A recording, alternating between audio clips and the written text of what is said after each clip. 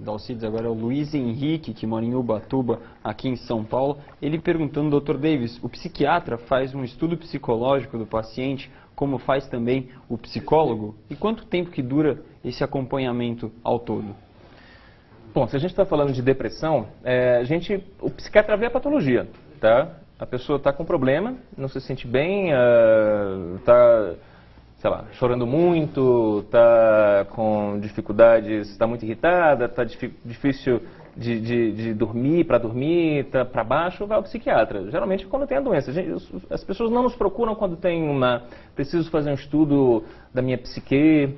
Não, geralmente é quando tem a doença, né? Algum sinal que já é mais evidente. Exatamente, exatamente. É isso, né? Muitas vezes, quando a gente sente uma dor física, estou falando, a dor não é normal, não é? Então a gente sabe exatamente que não ter dor é saudável, ter dor é ruim. Mas qual é o ponto, assim? Tristeza é isso, todo mundo sente, né? Tristeza, alegria, né? Enfim, todo mundo tem isso. Quando é que, qual é o ponto em que isso se torna problemático? Quando é que eu devo procurar um psiquiatra, por exemplo? É justamente quando essa tristeza deixa de ser aquela coisa passageira. Quando a tristeza começa a ser parte da sua vida, né? Do momento em que você acorda até o momento em que você vai para a cama. Quando começa a interferir, quando você começa as pessoas ao seu redor começam a dizer que você está para baixo, você não vai mais para aqueles lugares que você costumava ir, você está mais calado, né? Então é aí que se torna um problema. E muitas vezes os amigos nessa hora são aqueles primeiros a sentir que tem alguma diferença. A importância nessa noite de abrir um espaço para que você responda de todas as partes do Brasil. Qual é a sua dúvida? A gente quer ajudar você, mas olha, é com sinceridade, a gente quer ajudar mesmo, a gente quer levar informação para que você não fique aí sofrendo sozinho, não sabe a quem perguntar, perguntou para aquela vizinha não está ajudando nada, porque também não tem conhecimento. Aqui tem quem tem conhecimento, Dr. Davis Rocha, psiquiatra. Basta ligar agora, 0 operadora 11 2202-8432. Como fez lá de Osasco a Maria Eunice. Ela disse assim, doutor, eu faço tratamento com um psiquiatra e tenho depressão. Eu faço tratamento e sinto que a minha depressão está mais e mais avançando. Eu tomo diazepam, amitriptilina. Fluoxetina, e de uns tempos para cá, eu sinto como se minha cabeça chacoalhasse dentro do meu cérebro. Eu fico irritada com essa sensação. Fico nervosa e minha cabeça fica zonza. Tem alguma coisa a ver? Tomar esses remédios diariamente, será que tem comprometido? Bom, se ela começou a sentir essa coisa nova, que foi essa sensação de cabeça, de algo chacoalhando dentro da cabeça dela, se ela começou a sentir isso após o tratamento, pode ser que realmente tenha a ver com essas medicações que ela tem usado. Agora ela tem usado 3. Será que é necessário mesmo usar 3 medicações para combater o problema? Não sei se ela está sendo bem, se o tratamento dela está sendo bem conduzido. Tá. Né? Como eu falei, a depressão não basta você tomar um remédio. Estou tomando um remédio, estou me tratando. Não, você tem que ver se o remédio está na dose correta, se aquele é o melhor remédio para a pessoa. Tem gente que sofre com os efeitos colaterais da medicação. Você não pode forçar a pessoa a tomar uma medicação que cá entre nós, pode durar alguns meses. Acho que foi até uma pergunta feita anteriormente, quanto tempo dura o tratamento para a depressão? Enfim, naturalmente alguns meses. Mesmo depois que a pessoa se sente bem, esse é o nosso objetivo, a recuperação total, é recomendável que ela tome por mais um período de tempo, 6 meses, se for a primeira vez que ela teve depressão. Como a gente já disse aqui antes, se teve mais de uma vez, 2, 3 vezes, até se recomenda que ela tome por muito mais tempo, até pelo resto da vida. Mais questões e perguntas, vamos lá, de todo o Brasil, vamos lá. De todo o Brasil, você liga 2202-8432 do DDD 11, 2202-8432 ou pelo método tradicional redevida.com.br/tribuna. Participação da Renata, mora aqui em São Paulo, e ela fala que ela tem picos de alegria e de tristeza. Quando chegam os de tristeza, ela chega a pensar em morte, doutor. Isso pode ser um sintoma da depressão? Sim, claro. Pensamento de tristeza com ideias de morte pode ser depressão. Agora é importante observar esse comentário que ela fez. Eu tenho picos de alegria. Alegria e tristeza, elas oscilam ao longo do dia, né? Mas se for alguma coisa realmente tão intensa, essa alegria, ao ponto de as pessoas notarem que essa pessoa está tão agitada, ou está tão mais falante do que o normal, ou está se metendo em encrencas assim, gastando muito mais do que deve gastar. E esse é um dos sintomas também de depressão. Transtorno bipolar. Eu estou falando do quadro, o contrário da depressão. Tá. Né? A gente está falando de uma outra doença. A gente está falando de uma doença que também tem sintomas de depressão, também tem a depressão, mas eventualmente há esse outro lado da moeda, né? Que é a mania, que é o transtorno bipolar. Quando a pessoa tem fases de tristeza, desânimo, falta de vontade, todos os sintomas da depressão, todos os sintomas que falamos anteriormente. E outros momentos de semanas ou meses de autoestima elevada, de falta de necessidade.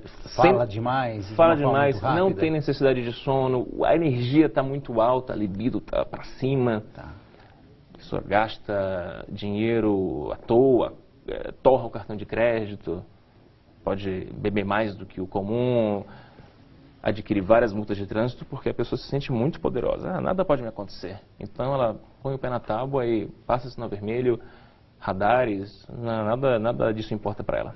São 9 horas e 31 minutos. Eu vou fazer um rápido intervalo, até para dar para você um tempinho para você ligar para a gente, deixar a sua dúvida. Quem sabe seja você que esteja enfrentando a depressão ou alguém na sua família que você ama muito e você quer ajudar. Eu quero te ajudar a ajudar esse alguém.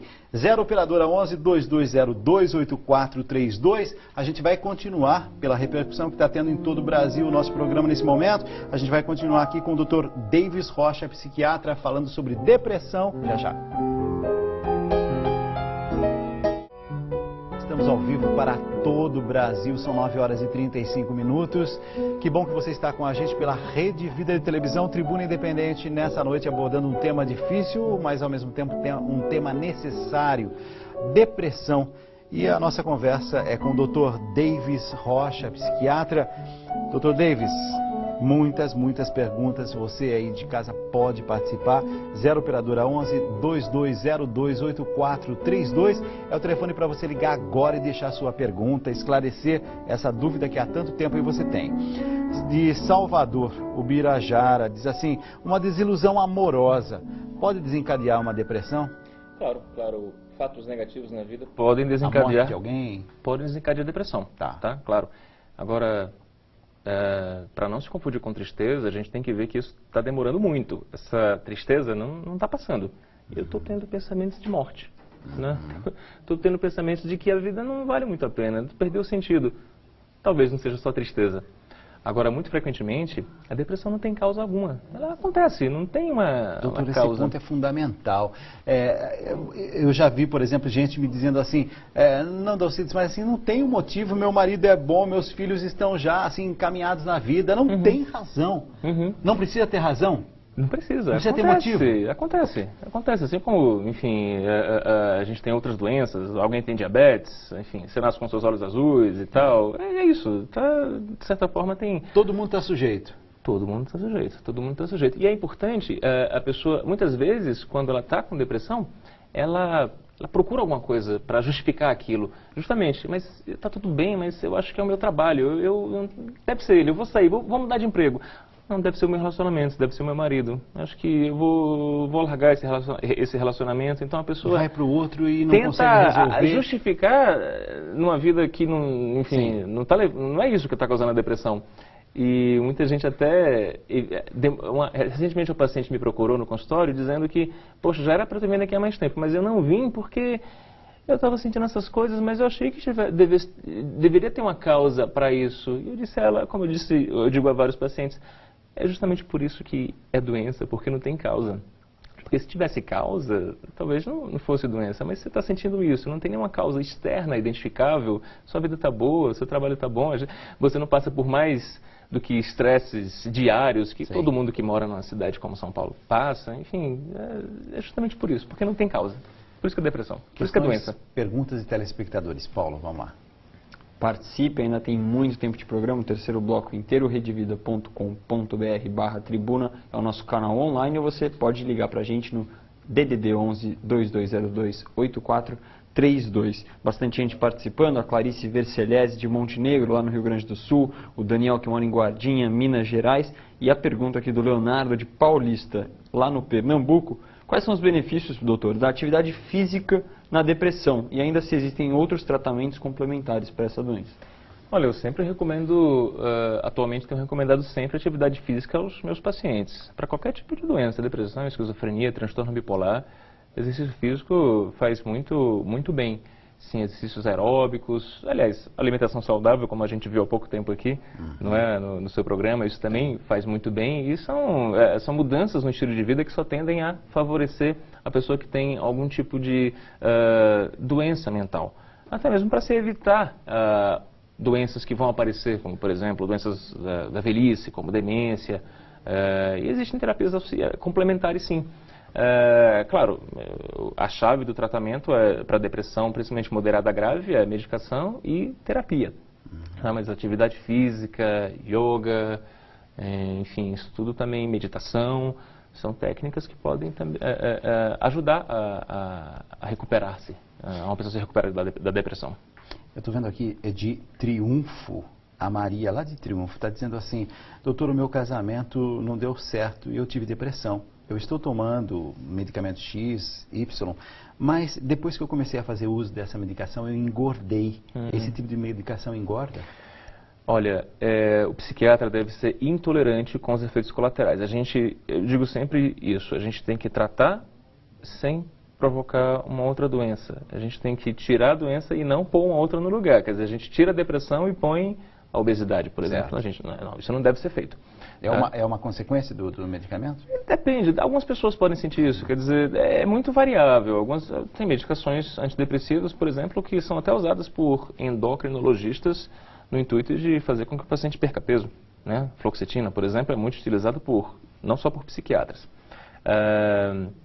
Mas, enfim, é importante sempre ser intolerante com os efeitos colaterais. Eu falei para você no começo, o arsenal terapêutico da depressão é vasto. Então, não tem sentido você manter um paciente com uma medicação que está causando efeitos negativos.